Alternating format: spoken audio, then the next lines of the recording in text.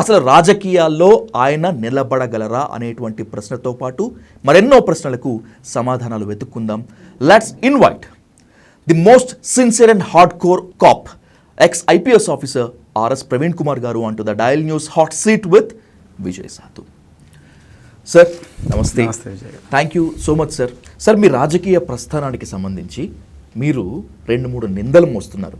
చాలామంది మీ వరకు ఇవి తీసుకొచ్చారో లేదో నాకు తెలియదు, కానీ చెప్పండి. బట్ నేను మాత్రం ఖచ్చితంగా అడగాలి. దీంతో ఇది బ్రేకప్ చేస్తాను సార్. No problem. మీరు బీఎస్పీలో జాయిన్ అయిన తర్వాత బీఎస్పీ అంటే ఆర్ఎస్పీ అనే స్టేజ్కి తీసుకొస్తారు అని చెప్పి చాలామంది అనుకున్నారు. దాంట్లో నా ఫ్రెండ్స్ కూడా ఉన్నారు. ఉన్నట్టుండి బీఎస్పీని కాదని మీరు బీఆర్ఎస్లోకి వెళ్ళిపోయారు. దళిత బహుజనవాదాన్ని బీఎస్పీని టోకుగా కేసీఆర్ కాళ్ళ దగ్గర తాకట్టు పెట్టారు ఆర్ఎస్ ప్రవీణ్ కుమార్ సార్, అమ్మేశారు అనేటువంటిది మీరు ఇప్పటికీ మోస్తున్నటువంటి నింద. What do you say? అది కేవలం రాజకీయంగా ఏమాత్రం చైతన్యం లేని వ్యక్తులు, నాతో పాటు నేను నడిచినప్పుడు నడవడానికి సిద్ధం కాని వ్యక్తులు, కేవలం స్వార్థానికి పరిమితమైన వ్యక్తులే మాట్లాడే మాటలే, లేకపోతే నా మీద వివక్ష ఉండి ఈర్ష్య ఉన్న వ్యక్తులే మాట్లాడే మాటలు. నేను నిజంగా టోకుగా పెట్టుంటే నేను ఈ మాటలు మాట్లాడను. నేను ఇప్పటికి కూడా అవే గుండెలో పెట్టుకున్నాను, ఆ వాదం గుండెలో పెట్టుకొని ఈరోజు నేను ఆ వర్గాల గురించే మాట్లాడుతున్నా, ధనిక వర్గాల గురించి నేను మాట్లాడలేదు.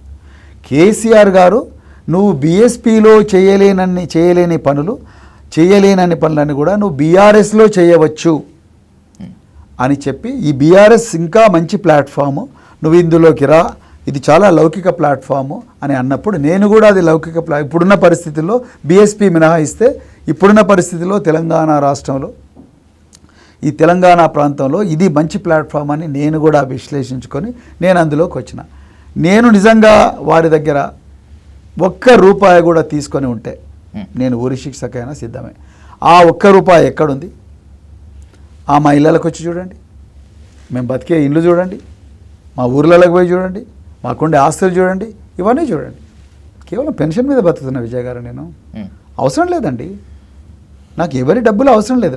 నేను ఏ వర్గాలకైతే న్యాయం చేయాలని నా త్యాగానికి కూడా సిద్ధమై ఉద్యోగాన్ని వదిలిపెట్టుకొని నేను ఈరోజు ఆ హోదాలు, హంగులు, ఆర్భాటాలు, వ్యక్తిగత భద్రతకు ముప్పు ఉన్నప్పటికీ కూడా నేను వచ్చాను. నేను ఆ వర్గాల ప్రయోజనాలు కాపాడడం కోసం వచ్చిన, నేను నా ప్రయోజనాల కోసం కాదు. నేను డబ్బులు తీసుకొని ఏం చేస్తాను? కేసీఆర్ గారు ఒక డబ్బులు తీసుకుందాం అనుకుందాం, ఏం చేస్తాను నేను? ఏం చేయాలి? డబ్బు ఎవరికి చేయదు, ఏం చేస్తాను? డబ్బు ఎవరికి ఇచ్చేది సరే, ఆ డబ్బు తీసుకొని ఏం చేయాలి? మీ మోటో, మీ అంబిషన్ ఏముందో చెప్పాలి. నాకు ఏం అంబిషన్ లేదు, అదే చెప్తాను. నేను ఏ వర్గ ప్రయోజనాల కోసం వచ్చానో ఆ వర్గాలకు గొంతుకగా మారాలనుకున్నాను. రేపు బీఆర్ఎస్ పార్టీ రాబోయే బీఆర్ఎస్ పార్టీ అధికారంలోకి బీఆర్ఎస్ పార్టీ వస్తుంది. ఆ బీఆర్ఎస్ పార్టీ అధికారంలోకి వచ్చినప్పుడు ఆ బీఆర్ఎస్ పార్టీలోకి కీలక భూమిక పోషించి ఆ బీఆర్ఎస్ పార్టీ వేదిక ద్వారా నేను ఏ వర్గాల ప్రతినిధిగా ఉన్నానో ఆ వర్గాలకు న్యాయం చేయాలని వచ్చిన. తప్పుందా ఇందులో? నేను చెప్పండి. నేను నిజంగా ముబ్బడిగా ఆస్తులు సంపాదించే నేను ఐపీఎస్ ఉన్నప్పుడు సంపాదించున్నానండి. మీరు ఎంతమంది ఐఏఎస్ ఆఫీసర్ని చూస్తలేను? 100 ఎకరాల భూములు, ఫామ్ హౌస్లు, పెద్ద పెద్ద బంగళాలు, 3 కుక్కలు, 6 కార్లు, పెద్ద పెద్దలు చాలామంది ఉన్నారు కదా. అంటే దేశంలో, నేను తెలంగాణ రాష్ట్రం దేశంలో ఉన్నారు చాలామంది ఉన్నారు. కొంతమంది బెనామీల మీద ఆస్తులు పెట్టుకున్నారు, ఇది పెట్టుకున్నారు. నేను సర్వీస్లో రిజైన్ చేసినప్పటి నుంచి ఇప్పటి వరకు అధికారం ఉన్న ప్రభుత్వాలతోనే పోరాడుతూ ఉన్నా. నేను ఎప్పుడు ఇంకా అధికారం రాలే. వాళ్ళ దగ్గర అధికారం ఉండేది, వాళ్ళ దగ్గర సిబిఐ ఉంది, సిఐడి ఉంది, ఈడీ ఉంది, అదేవిధంగా ఇంటెలిజెన్స్ ఉంది, ఎన్ఫోర్స్మెంట్ ఉంది, పోలీసులు ఉన్నారు. వీళ్ళందరినీ నేను సైన్ చేసిన 26 సంవత్సరాల్లో నేను చేసిన సంతకాలు చేసిన ఫైళ్ళన్నీ చూసి ఎక్కడో దగ్గర దొరికేవాడుగా ప్రవీణ్ కుమార్. మరి ఎందుకు నన్ను వాళ్ళు చేయలేలే? మీరు చెప్పండి చూద్దాం, ఎందుకు చేయలేదు? నేను నిజంగా డబ్బులు తీసుకొని ఉంటే ఈ విధంగా చేసేవాళ్ళు. నాకు డబ్బులు అంటే ఆశ లేదు బ్రదర్. నేను ఈ వర్గాలకు డబ్బు ఇవ్వాలని వచ్చా. కొడవళ్ళు పట్టుకున్న వాళ్ళతో కోడింగ్ చేయించాలనుకున్నా, డప్పులు కొట్టిన వాళ్ళ చేతిలో డాలర్లు పెట్టాలనుకున్నా, వెలివాడ ఎర్ర బస్సు ఎక్కలేని బిడ్డలను ఎయిర్ బస్ ఎక్కించాలనుకున్నా. మీరు సాధించారు కదా. ఇంకా నేను చేసింది 1%, కదా. 99% చేయాలని వచ్చా. ఈ దేశంలో చాలామంది ఉన్నారు, ఇంకా ఈ రాష్ట్రంలో ఇంకా చాలామంది ఉన్నారు. వాళ్ళందరికీ సాయం చేయాలని నేను రాజకీయాల్లోకి వచ్చా. నేను అంటే ఒకందుకు చాలామంది అంటారు, సార్ మీరు అమాయకంగా డబ్బులు లేకుండా వచ్చారు. నేను అనుకున్నా ఈ వర్గాలందరూ కూడా నాకు డెఫినెట్గా నాయనక ర్యాలీ అవుతారు అనుకున్నాను. నేను ఎక్కడ కూడా బట్కాయించలేదు. నేను సిర్పూర్లో పోటీ చేశాను. మరి నాకు 3వ స్థానం వచ్చింది, 45,000 ఓట్లు వచ్చినాయి. నేను 3 నెలల ముందరనే పోయాను. 3 నెలల స్థానం 3 నెలలైనా 3వ స్థానం అయినా కూడా మంచి ఓట్ బ్యాంకే కదా. ఓట్ బ్యాంక్ మంచిదే అంటే నేను అనుకున్నాను వీళ్ళందరూ కూడా ఓటు వేస్తారు అనుకున్నాను. సరే తప్పు నేను వాళ్ళని నిందించిన, తప్పు నాదే. ఎందుకంటే నేను 3 నెలల ముందర పోయి ఓటు ఏమంటే ఎవరేస్తారు? రాత్రి బావులు కొట్లాడాల్సింది. నేను 4,000 గ్రామాలు తిరిగాను తెలంగాణలో. 350 రోజులు ఇంటి నుంచి బయట ఉన్నాను. ఒక అధికారిగా ఉండి అడిషనల్ డీజీపీ స్థాయిలో రిజైన్ చేసి అన్నీ వదులుకొని అడవుల్లో పండుకున్న విజయ్ గారు. ఎక్కడ నేను లగ్జరీగా నా ఒక ఏమంటారు షర్మిల గారు, బండి సంజయ్ గారు మోసుకున్నట్టుగా లగ్జరీ టెంట్లు, ఏసీలు వీళ్ళన్నీ తీసుకొని పోయి ఎయిర్ కండిషన్ రూమ్లో పండుకోలేదు. ఎర్రటి ఎండాకాలంలో చింత చెట్ల కింద పండుకున్నాను నేను. అవసరం మా గన్మెన్ ఒక్కసారి ఒక గన్మెన్ అయితే ఏడ్చాడు, ఎందుకు సార్ మీకు ఈ కష్టం అని. కాళ్ళకు నొప్పులు. పాలకుర్తి మండలంలో అయితే పాలకుర్తి నియోజకవర్గంలో అయితే తొర్రూరు నియోజకవర్గంలో అయితే ఇంటి నుంచి బయటకు పంపించేశారు రాత్రి 12 గంటలకు. ఒక హాస్పిటల్ సెల్లార్లో పండుకున్నాను నేను. నిజంగా కేసీఆర్ గారి దగ్గర డబ్బులు తీసుకుంటున్నైతే, డబ్బులకు ఆశపడేవాడిని అయితే నేను సర్వీస్ నుంచి రిజైన్ చేసిన వెంటనే వారి దగ్గరికే వెళ్ళాను కదా. ఇప్పుడంటే ఎక్స్-IPS ఆఫీసర్గా బీఆర్ఎస్లో కీ రోల్ ప్లే చేసినటువంటి టాప్ లీడర్గా హాట్ సీట్లో కూర్చున్నారు ప్రవీణ్ సార్. మీరు రాబోయేటువంటి రోజుల్లో ఎమ్మెల్యేగా కూర్చుంటారా, మినిస్టర్గా కూర్చుంటారా, లేకపోతే ఎంపీగా కూర్చుంటారా? చాలా మంచి ప్రశ్న. పార్టీ ఏ భూమిక పోషించమని ఆదేశిస్తే ఆ భూమిక. సార్ రాజకీయాల్లో ఇది కామన్ డైలాగ్ అయిపోయింది Praveen sir. But what is your ambition? సాదాసీదా వ్యక్తి వచ్చేసి మీరు పాస్ చేసిన కమెంట్స్ని, మీరు ఇచ్చినటువంటి ఆన్సర్ని కనుక విని ఉంటే ఓకే అనేవాడిని. But I know your vision, I know your ambition. నా విజన్ మీకు ముందరే చెప్పాను విజయ్ గారు. ఆ విజన్ మీకు ముందరే చెప్పాను. ఏ వర్గాలైతే తరతరాలుగా అణిచివేతకు గురయ్యారో ఆ వర్గాల ప్రతినిధిగా, ఆ వర్గాల ప్రయోజనాలు ఏ విధంగా అయితే బాగుపడతాయో, ఏ విధంగా అయితే రక్షించబడతాయో, ఆ వర్గాల ఆత్మగౌరవంతో తిరిగే పరిస్థితి వస్తుందో, ఆ వర్గాలు తమ రక్షణ కోసం మరొక్కరి కాళ్ళ మీద పడే పరిస్థితి రాకుండా ఉంటుందో, ఆ వర్గాలకు ఆ విధంగా నేను పనిచేయాలనుకుంటున్నాను. అది ఏ భూమికైనా పర్లేదు. అది ఎమ్మెల్యే కావచ్చు, ఎమ్మెల్సీ కావచ్చు, మంత్రి కావచ్చు, చైర్మన్ కావచ్చు, ఏదైనా కావచ్చు. I'm okay with that. కానీ ఆ వర్గాల ప్రయోజనాల కోసమే నా శేష జీవితాన్ని అంకితం చేస్తాను. అందుకొరకే నేను రాజకీయాల్లోకి వచ్చాను. ఓ బిట్టర్ ట్రూత్ మీ ముందు పెడతాను, చెప్పండి. మీరు ఒప్పుకుంటారో ఒప్పుకోలేదో నాకైతే తెలియదు. కానీ టీఆర్ఎస్ నుంచి బీఆర్ఎస్గా మారిన తర్వాత తెలంగాణ సమాజానికి కాస్త బీఆర్ఎస్ దూరమైనట్లుగానే అనిపిస్తోంది. ఇది ఒక అవరోధం అయితే, మీ ముందున్నటువంటి అతిపెద్ద అవరోధం బీజేపీ. ప్రాంతీయ పార్టీలన్నింటినీ మింగేస్తోంది. దానికి బెంగాల్లో టీఎంసీ తీసిపోని ఉదాహరణ. రాబోయేటువంటి రోజుల్లో తెలంగాణలో బీఆర్ఎస్కి కూడా ఇలాంటి గతి పట్టదు అన్న గ్యారంటీ ఉందా? బీఆర్ఎస్ కాలిగోటి కూడా బీజేపీ సరిపోదు. చాలా పెద్ద స్టేట్మెంట్ ఇది. 100%. మేము ideologically we are very strong party. రాజ్యాంగాన్ని నమ్ముకున్న పార్టీ, ఒక స్వాప్నికుడు నడిపిస్తున్న పార్టీ, ఒక గొప్ప స్టేట్స్మెన్ నడిపిస్తున్న పార్టీ, ఏమాత్రం కూడా పురపత్యాలు లేకుండా తెలంగాణ ప్రయోజనాలే రక్షణగా బతుకుతున్న పార్టీ భారత రాష్ట్ర సమితి పార్టీ. రాజ్యాంగాన్ని నమ్ముకొని రాజ్యాంగంలో స్వేచ్ఛ, సమానత్వం, సమన్యాయం, సౌభ్రాతృత్వం అంటూ అన్ని వర్గాల ప్రయోజనాల కోసం కష్టపడుతున్న పార్టీ బీఆర్ఎస్ పార్టీని. మీరు నన్ను డిఫైన్ చేయమంటే 4 డిఫైన్ చేస్తాను. మొట్టమొదటిది రాష్ట్ర ప్రయోజనాలే ముఖ్యం. రాష్ట్రంలో ఉండే ప్రజల ప్రయోజనాలు ముఖ్యం, నెంబర్ 1. 2, అన్ని వర్గాల ప్రయోజనాలు నెరవేరాలి. ఒక్క వర్గమే కాదు, అన్ని వర్గాలను కూడా మనం కలుపుకోవాలి, అన్ని వర్గాల కోసం పాటుపడాలి. 3వది సంస్కృతిని రక్షించుకోవాలి. సంస్కృతిని రక్షించుకునే క్రమంలో ఆధునికత ఉండాలి, పరిపాలనలో ఆధునికత ఉండాలి.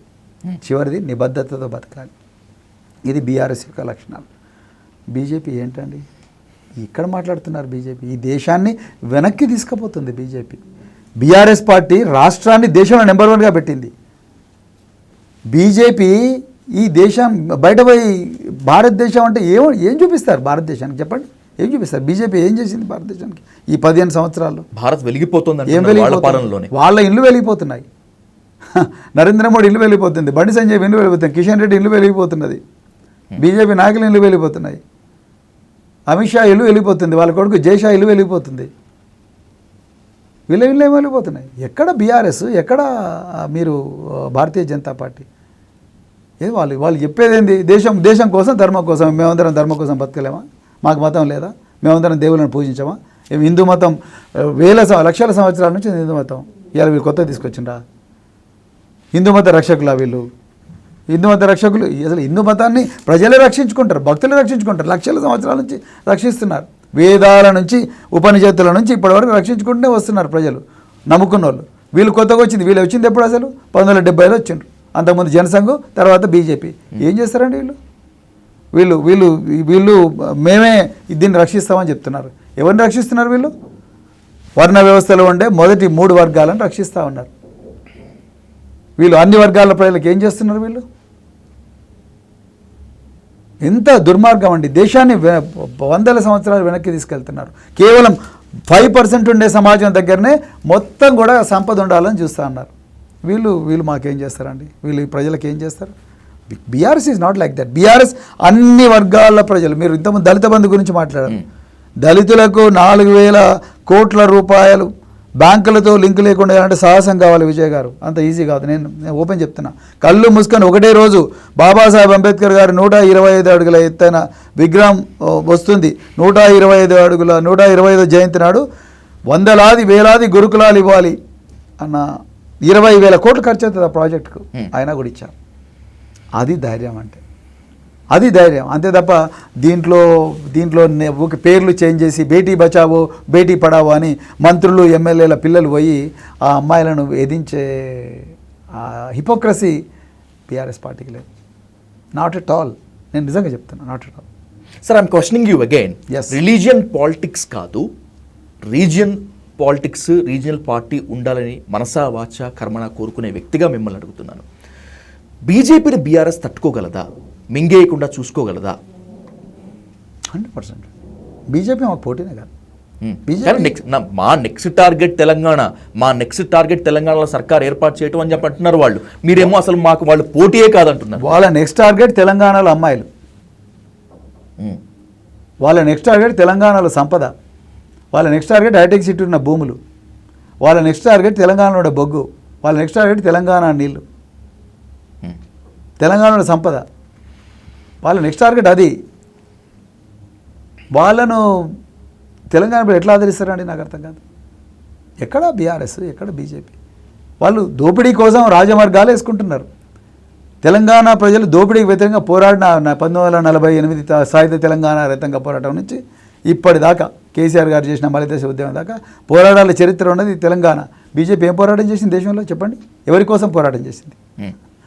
మేము ప్రజల కోసం పోరాటం చేసినాం, రాజ్యాంగ విలువల కోసం పోరాటం చేసినాం. స్వేచ్ఛ, సమన్యాయం, సమానత్వం, సౌభ్రాతృత్వం, లౌకికత్వం, సావరిన్, డెమోక్రటిక్, సోషలిస్ట్, రిపబ్లిక్ అనే ఇండియాలో మేము ఈ 4 రాజ్యాంగ విలువల కోసం పోరాడినాం. ఒక రాష్ట్రానికి రావాల్సిన న్యాయమైన సంపద కోసం పోరాడినాం.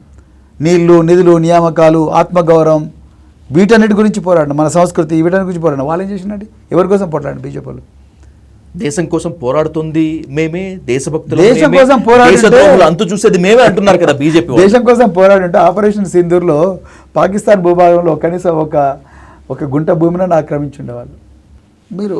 మీరు బీజేపీ వాళ్ళ మాటలు, భారతీయ జుమ్లా పార్టీని ఊకనలేదండి. జుమ్లా అంటే తెలుసుగా, గారడి అని మీరు అంటున్నారు, జనతాని వాళ్ళు అంటున్నారు. మేము జుమ్లా అంటున్నాం. గారడి చేస్తున్నారు అంతే. ఏ రోజుకి ఏ రోటికాడ ఆ పాట, ఏ రోటికాడ ఆ పాట అంతే తప్ప ఏం వాళ్ళు చేస్తున్నది ఏంటి చెప్పండి విజయ్ గారు, మీరు చెప్పండి. వాళ్ళు చేస్తున్నది ఏంటి? ఏం చేయగలరు వాళ్ళు? ఇలా తెలంగాణ రైతులు ఎందుకు ఏడుస్తున్నారు? వాళ్ళ వడ్లు ఎందుకు కొనడలేదు? ఏం చేశారు బీజేపీ వాళ్ళు? తెలంగాణ కోసం ఏం చేశారు?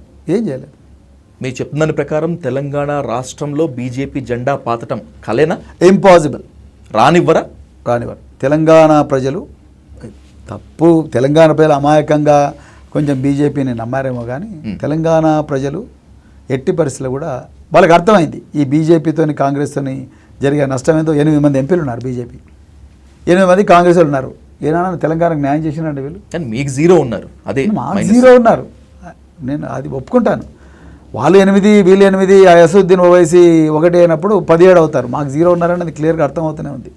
కానీ ఆ రోజు కేసీఆర్ గారు అందరికీ చెప్పారు, అయ్యా మన ప్రయోజనాలు ముఖ్యం, మనకి ఎంపీలు ఉండాలి, ఢిల్లీలో ఎంపీలు ఉంటేనే మన ప్రయోజనాలు నెరవేరుతాయి అని చెప్తే ప్రజలు అమాయకంగా ఆ రోజు బీజేపీకి కాంగ్రెస్ ఓటేశారు. వాళ్ళు 8 + 8 = 0, 16 ఉండాల్సింది 0 అయింది.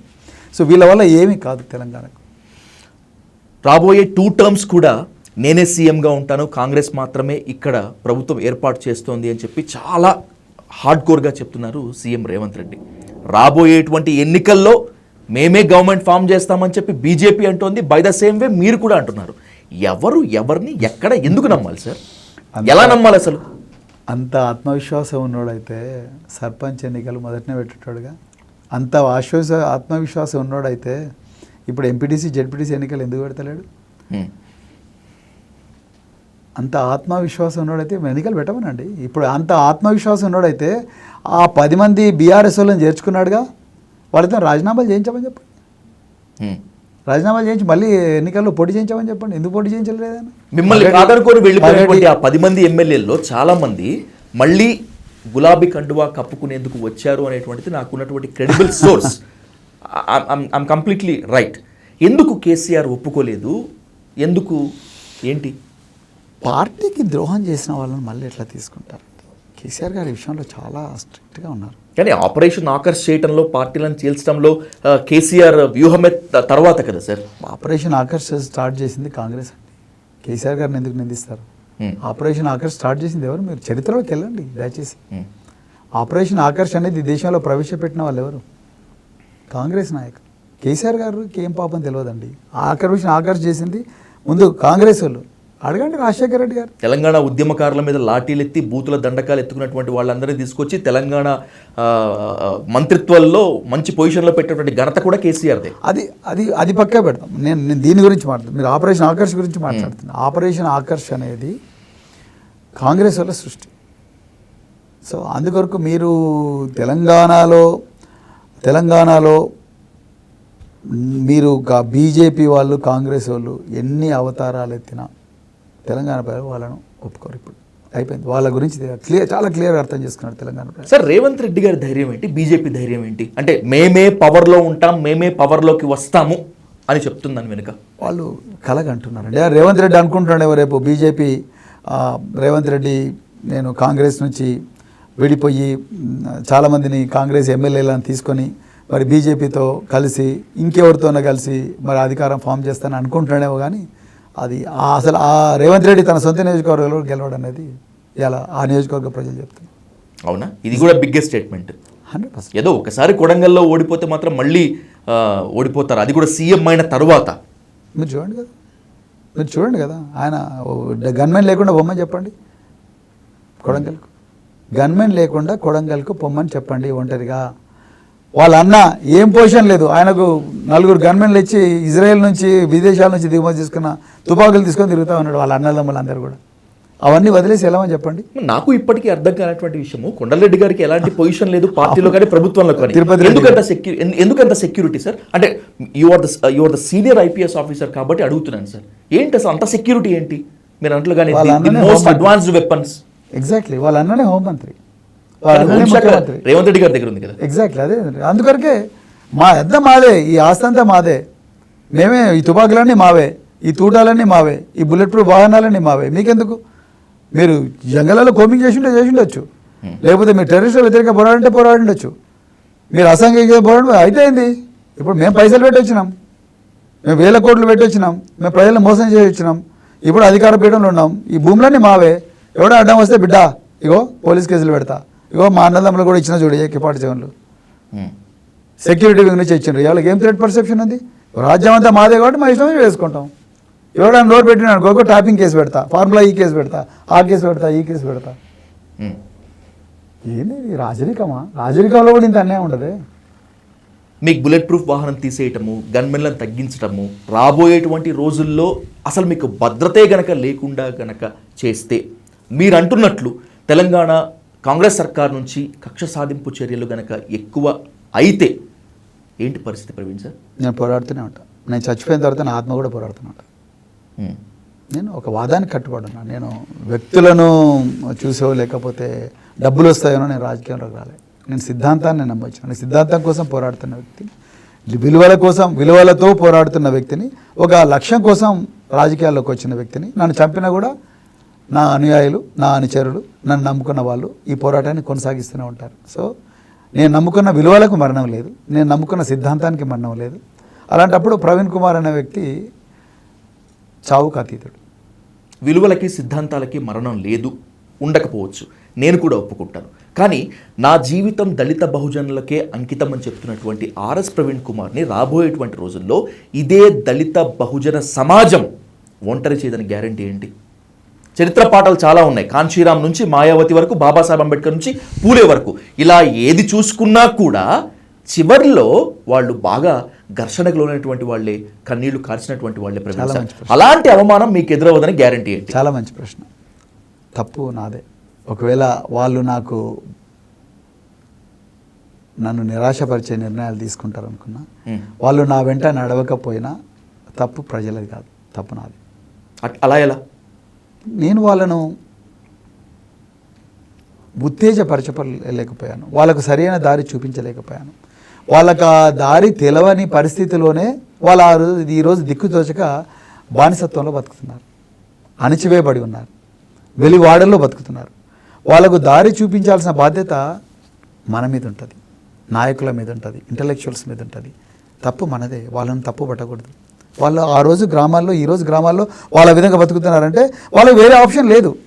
ఆప్షన్ చూపించాల్సిన బాధ్యత నాదే. అందుకొరకు ఎట్టి పరిస్థితుల్లో వాళ్ళు తప్పు పట్టను. వాళ్ళు నన్ను వెన్నుపోటు పొడిచినా వాళ్ళు తప్పు కాదు.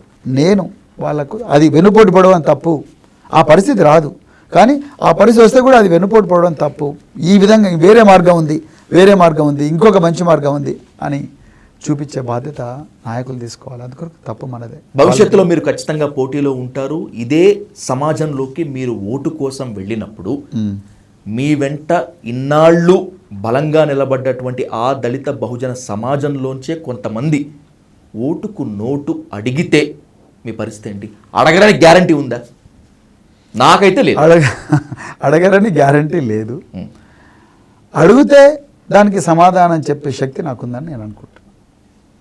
అలా మొదట్లో ఇబ్బంది ఉంటుందేమో, కానీ రాను అర్థం చేసుకుంటారు అనుకుంటున్నాను. అందుకొరకే నాకు సిర్పూర్లో 45,000 ఓట్లు వచ్చింది. That's my question to. Sirpur Kagaz నగర్లో పోటీ చేసిన తర్వాత అయినా, నాగర్ కర్నూలులో పోటీ చేసిన తర్వాత అయినా, రాజకీయం ఏంటో అరాజకీయం ఏంటో, పాలిటిక్స్ ఏంటో మీకు ఇంకా బోధపడలేదు అనుకోవాలా? బోధపడినా కూడా ఆశావాహక దృక్పథం మిమ్మల్ని నడిపిస్తుంది అనుకోవాలి. మీరు చాలా గొప్పగా ప్రశ్నలు వేస్తున్నారు. రెండిట్లలో కూడా నాకు రాజకీయం బోధపడ్డది. నేను చేసే రాజకీయం కొంచెం డిఫరెంట్ రాజకీయం అని కూడా మీకు అర్థమవుతుంది. ఇప్పటికే నేను డబ్బులను నమ్ముకొని రాజకీయాలకు రాలేదు. ఆ డబ్బులు నా దగ్గర ఎప్పుడు ఉండవు. హానెస్ట్గా చెప్తాను. నేను ఉంటే పంచేవాడినే తప్ప నేను దగ్గర పెట్టుకొని రాబోయే రోజుల్లో మళ్ళీ నేను పెట్టుబడి పెట్టాలి అని చెప్పే వ్యక్తిని కాదు. నేను ప్రజల మీద, నా పెట్టుబడి అంతా ప్రజల మీద, నాకుండే ఆలోచనలు ప్రజలకు అర్థం చేయించే ప్రయత్నం చేస్తాను. అందుకొరకే నాగర్ కర్నూలులో ఒక్క పైసా ఇవ్వకపోయినా ప్రవీణ్ కుమార్కు 3,23,000 ఓట్లు వచ్చినాయి. ఒక్క పైసా కూడా పంచలేదు ఒక్క ఓటర్కు. నేను 3,23,000 ఓట్లు వేశారు ప్రజలు. సిర్పూర్లో 46,000 ఓట్లు వేశారు. నాగర్ కర్నూలులో 45 రోజుల ముందర వెళ్ళాను. సిర్పూర్లో 3 నెలల ముందర వెళ్ళాను. ఇది కేవలం ప్రారంభం మాత్రమే. రాబోయే రోజుల్లో డెఫినెట్గా రాబోయే రోజుల్లో ఈ ప్రజలు నన్ను డబ్బులు అడగరని అనుకుంటున్నాను. నేను అడిగితే కూడా నేను నా దగ్గర ఏముందో వాళ్ళకి చూపిస్తాను, అంతే తప్ప ప్రజలను నేను తప్పు పట్టను. విజయ్ గారు, నో, ప్రజలు గొప్పవాళ్ళు, ప్రజలే చరిత్ర నిర్మాతలు.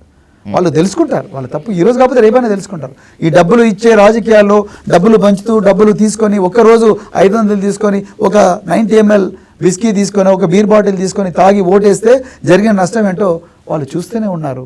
వాళ్ళకు ఏదో రోజు వాళ్ళు ఒక కొత్త రాజకీయం కోసం వెయిట్ చేస్తారని నేను అనుకుంటున్నాను. మీ సన్నిహితులతోటి, మీ అభిమానులతోటి మాట్లాడుతున్నప్పుడు వాళ్ళు మీ దృష్టిలో మీ విషయంలో అసంతృప్తిగా ఉన్నది ఒక విషయంలో. నాకు కూడా పర్సనల్గా కొంత అనిపించింది కాబట్టి I making this as a question. 7 ఏళ్ళు ఇంకా సర్వీస్ ఉండగా డీజీపీ స్థాయికి వెళ్ళి మంచి పొజిషన్లో రిటైర్ అయ్యేటువంటి వెసులుబాటు ఉండగా విఆర్ఎస్ ఇవ్వటం, ఈ దుర్మార్గమైనటువంటి రాజకీయాల్లోకి వచ్చి లేనిపోని మాటలు పట్టడం, టెన్షన్ పట్టడం తెలివి తక్కువతనమా, మూర్ఖత్వమా, అనాలోచిత చర్యనా? చాలా మంచి ప్రశ్న. నేను రాజకీయాల్లోకి చేరాలనుకున్న రోజు ఇవన్నీ ఆలోచించలేదు. నేను తీసుకున్న చాలా ఎమోషనల్ నిర్ణయం. అంటే నాకు అంతకన్నా ఎక్కువగా భరించడం చేత కాలేదు. నేను కుందన్బాగ్లో ఉండేవాడిని, ప్రతిరోజు వాకింగ్కి వెళ్ళేవాడిని. నాతో పాటు 2-3 IAS ఆఫీసర్లు కూడా వచ్చేవారు. పార్కులో వాకింగ్ చేస్తున్నప్పుడు ఒక మహిళ, పేరు రేణుక, తను ప్రతిరోజు కూడా రేడియం జాకెట్ వేసుకొని అక్కడుండే చెత్తనంతా ఏరడానికి శుభ్రం చేయడానికి వచ్చేది పారిశుద్ధ కార్మికులు. Okay sir. సో ఆమె, నేను అన్నాను, అమ్మ మీరు ఏ సామాజిక వర్గం? సార్ మేము ఎస్సీ మాదిగ సామాజిక వర్గం సార్. ఓకే, సో ఎందుకమ్మా మీ చేతులు ఈ విధంగా ఉన్నాయి? సార్ పొద్దున్న లేచినప్పటి నుంచి మేము ఈ విధంగానే, పొద్దున్న లేచినప్పటి నుంచి మేము ఈ విధంగా గాజు పెంకులు ముళ్ళు అవన్నీ కుచ్చుకొని చీము ఉంటుంది. సో మేము హాస్పిటల్లో ఈఎస్ఐ హాస్పిటల్ పోతే కూడా మమ్మల్ని డాక్టర్లు ముట్టుకోరు సార్, మేము పారిశుద్ధ కార్మికులం అని. నాకు 3 పిల్లలు ఉన్నారు సార్. మీరు గురుకుల పాఠశాలకు సెక్రటరీ, ఈ సార్ చాలామంది చదివిస్తున్నాడు అని అంటున్నారు, నా పిల్లలు కూడా చదివించండి సార్ అన్నారు. నేను వచ్చి మా వైఫ్తో డిస్కస్ చేశాను. సో ఈరోజు మనం ప్రభుత్వం ఇచ్చిన గొప్ప బంగ్లాల్లో మంచి మంచి క్వార్టర్లలో ఉంటున్నాము, కానీ మనం ఏ సమాజం నుంచి వచ్చామో ఆ సమాజం నుంచి రేణుక లాంటి అమ్మాయిలు లక్షల్లో ఉన్నారు. నిజంగా మన ఒక్కరి జీవితం బాగుపడుతుండొచ్చు కాక, కానీ మనం వీళ్ళందరి జీవితాలు మార్చాలంటే ఇప్పుడు చేస్తున్న ఉద్యోగం సరిపోదు. మనం దీనికన్నా గొప్పగా ఇంకా రాజకీయాల్లోకి పోతే ఏమైనా చేయొచ్చేమో అని ఎన్నో వందల గంటలు తర్జన పడి ఆమెను కన్విన్స్ చేసి నేను రాజీనామా చేశాను. అంటే నేను ఏం చెప్తున్నాను, ఆ రోజు నా దగ్గర డబ్బులు ఉన్నాయా లేదని చూడలేదు విజయ్ గారు, నాకు రాజకీయ అనుభవం ఉందా లేదని చూడలేదు, అది కూడా హానెస్ట్గా చెప్తున్నాను. నేను బీఆర్ఎస్కి పోవాలన్నా బహుజన్ సమాజ్ పార్టీకి పోవాలన్నా అని కూడా చూడలేదు. నేను ఆ మహిళ లాంటి మహిళలు లక్షలాది మంది ఒక్కసారి నా మైండ్లో తిరుగుతూనే ఉన్నారు. మా అమ్మ అన్న మాటలు, నేను మా వైఫ్ మేమందరం కూడా ఇంట్లో మాట్లాడుకునే మాటలు, ఆ రేణుక, సో అలాంటి కుటుంబాలు, లక్షలాది కుటుంబాలు ఇప్పటికి కూడా విగత జీవులుగా, జీవోత్సవాలుగా చెత్త ఎరుతూ వేలాది సంవత్సరాల నుంచి ఇదే పని చేస్తున్న వాళ్ళను, నేను బాబాసాహెబ్ అంబేద్కర్ పుణ్యమా అని ఒక ఐపీఎస్ ఆఫీసర్ అయ్యి 2.5 లక్షల జీతం తీసుకుంటూ AK-47ల పహారాలో నేను నా ఏసీ బంగళాలో నాకు చేతనంత చేస్తున్నా, కానీ నా మేధో సంపత్తిని ఈ లక్షలాది మందికి నేను వాడలేనా అన్న ఒక స్వచ్ఛమైన అమాయకమైన ఆలోచనతోనే నేను ఆ రోజు రాజకీయాల్లోకి చేరాలనుకున్నా. అంతే తప్ప నేను మూర్ఖంగానో లేకపోతే చేతగానితనంతోనో లేకపోతే ఇంకేదో వాదంతోనో రాలేదు. మేధావులు, ఇంటలెక్చువల్స్ రాజకీయాల్లోకి రావాలి, రాజకీయాలకు వస్తేనే మార్పు ఉంటుందని బలంగా నమ్ముతాను. You are there, I'm happy. అయినా మళ్ళీ అడుగుతున్నాను, నమ్మకం ఉందా మీరు అనుకున్నటువంటి పొజిషన్కి వెళ్తానని, మీరు అనుకున్నటువంటి ఆశయాన్ని సాధిస్తానని? 100% నమ్మకం ముందరికి నడిపిస్తుంది. నమ్మకం లేకపోతే మనం పొద్దున్న నిద్రలేము, బతుకుతామని నమ్మకం లేకపోతే రాత్రి నిద్రలో చచ్చిపోతాం. మీకు నమ్మకం ఉంది సరే, మీరు రీచ్ అవ్వాలనుకున్న పొజిషన్కి, మీరు సాధించాలనుకున్నటువంటి ఆశయానికి మీ పార్టీ నేతలు, మీ చుట్టూ ఉండేటువంటి వాళ్ళు ప్రతిబంధకాలుగా నిలవకుండా, అడ్డుగోడలు లేకుండా ఉంటారని కూడా నమ్మకం ఉందా? ఏం చేసినా సరే నేను ఏ వర్గ ప్రయోజనాల కోసం రాజకీయాలకు వచ్చానో ఆ వర్గ ప్రయోజనాలు నెరవేరేదాకా నిద్రపోను. నా దమ్మున్న కాడికి చేస్తున్నట్టు. అందుకొరకే రోజుకు నేను 1 గంట సేపు వాకింగ్ చేస్తా, ఒక అర్ధగంట సేపు 45 నిమిషాలు వెయిట్స్ చేస్తా, ఆరోగ్యం ఉండడానికి ప్రయత్నం చేస్తా. నేను లిక్కర్ తాగను, సిగరెట్ తాగను, గుట్కా తినను, తంబాకు తినను, నాకు అలవాట్లు లేవు. సమయం దొరికినప్పుడు అధ్యయనం చేస్తుంటా, పుస్తకాలు చదువుతుంటా, తెలిసిన వాళ్ళతో, నాకన్నా గొప్పగా తెలివిన వాళ్ళతో మాట్లాడుతుంటా. సో ఈ వర్గాల బాధలు తెలుసుకొని నా మనసులో రికార్డ్ చేసుకుంటుంటా, అవసరం అనుకున్న నోట్బుక్లో రికార్డ్ చేసుకుంటా. ఆ లక్ష్యం కోసం బతుకుతున్నా. సార్, ముఖ్యమైన 3 ప్రశ్నలతో ముగిస్తాను సార్. 100%. ఫస్ట్ వన్, 8 ఏళ్ళు మీరు గురుకులాల కార్యదర్శిగా పనిచేశారు, చాలా ఉన్నతమైనటువంటి మార్పులు తీసుకువచ్చారు. సర్కార్ నజర్ మొత్తం ఇప్పుడు మీ పీరియడ్ మీదగానే ఉన్నట్లుగా ఉంది. రాబోయేటువంటి రోజుల్లో ఆ 8 ఏళ్ల పీరియడ్లో ఏదో ఒక లుకలుకని, అవినీతిని బయటకు తీసి మిమ్మల్ని ఇబ్బంది పెట్టరు అని గ్యారంటీ ఏంటి? వాళ్ళు నన్ను ఏం చేసినా, నన్ను ఉరికంబం ఎక్కించినా నేను రెడీ. పట్టుబడరా? చిక్కడు దొరకడా? పట్టుబడితే పట్టుబడొచ్చేమో, అది పట్టుకోమని నేనే చెప్తున్నా కదా. That's your open offer. Exactly, పట్టుకోమని నేను చెప్తాను. సిఐడి ఉంది, ఇంటెలిజెన్స్ ఉంది, విజిలెన్స్ ఎన్ఫోర్స్మెంట్ ఉంది, 1,00,000 మంది పోలీసులు ఉన్నారు, మీ దగ్గరే అధికారం ఉంది, ఆఫీస్కి మీరే వెళ్ళండి. అందరూ ఐఏఎస్ ఆఫీసర్లను, ఐపీఎస్ ఆఫీసర్లను, అందరూ ఇన్వెస్టిగేటర్లు అందరినీ తీసుకొని పోయి రేవంత్ రెడ్డితో సహా అందరు కూర్చోండి అక్కడే, ప్రతి ఫైలు వెతకండి.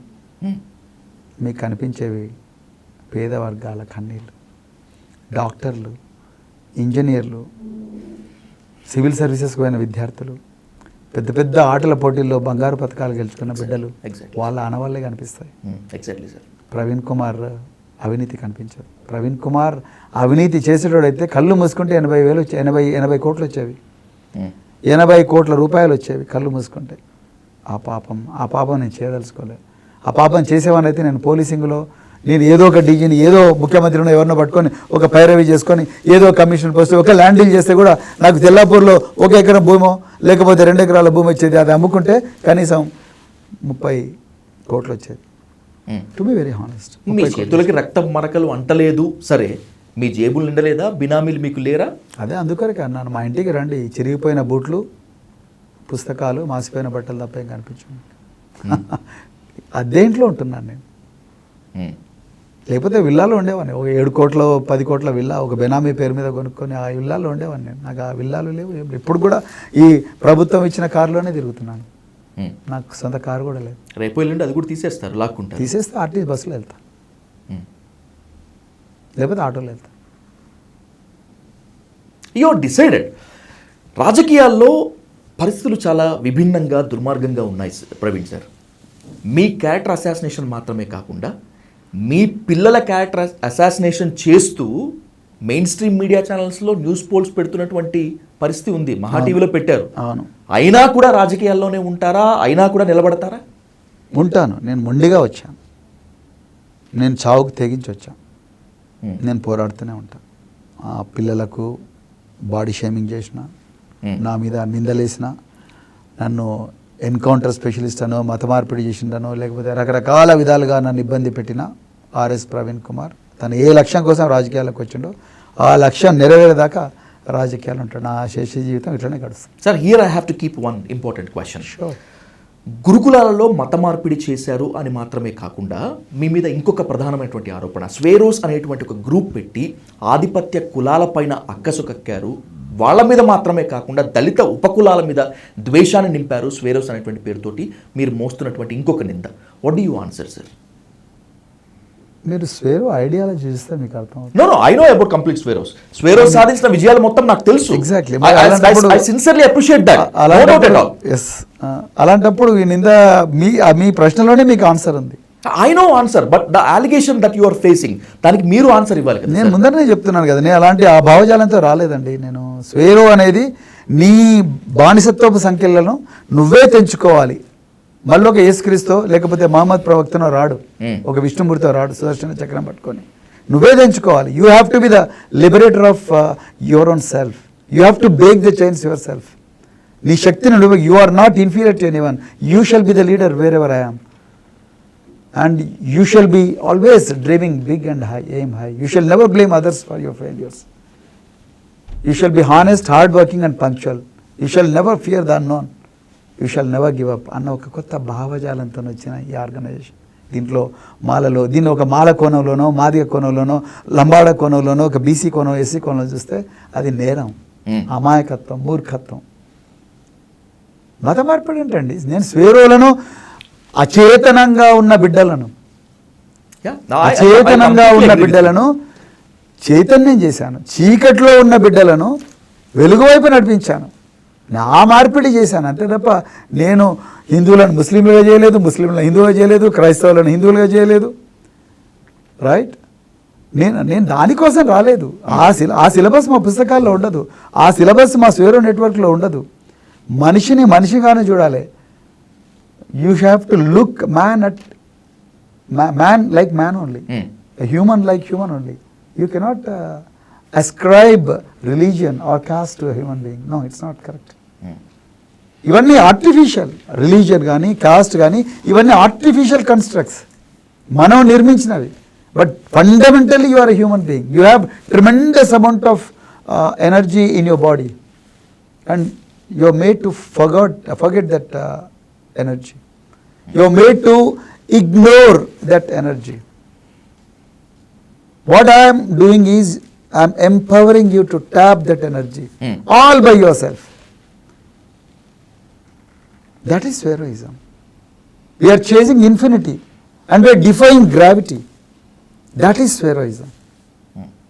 తరతరాలుగా వెనకకు లాగిన ఈ బిడ్డలను మూతికి ముంత ముడ్డికి చీపురు కట్టుకొని వాళ్ళ నీడను కూడా పడకుండా చూసిన ఈ సమాజం అలాంటి బిడ్డలను ఎవరెస్ట్ శిఖరం ఎక్కించే చిన్ని ప్రయత్నం మేము చేశాం. అది ఫిగరేటివ్లీ ఎవరెస్ట్ ఎక్కాం. ప్రతి రంగంలో కూడా మన అగ్రగామి శక్తులుగా ఉండాలి. ఆ శక్తి మన లోపలే ఉంది.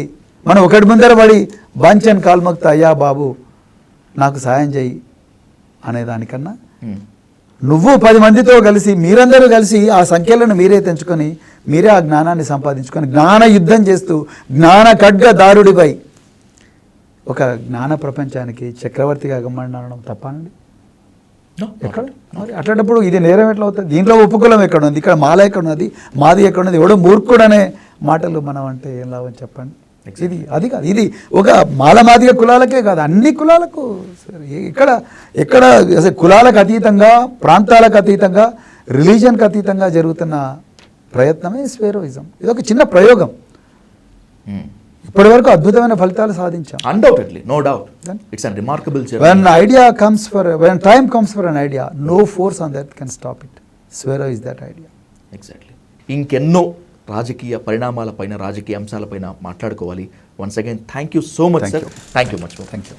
Thank you sir. Thank you.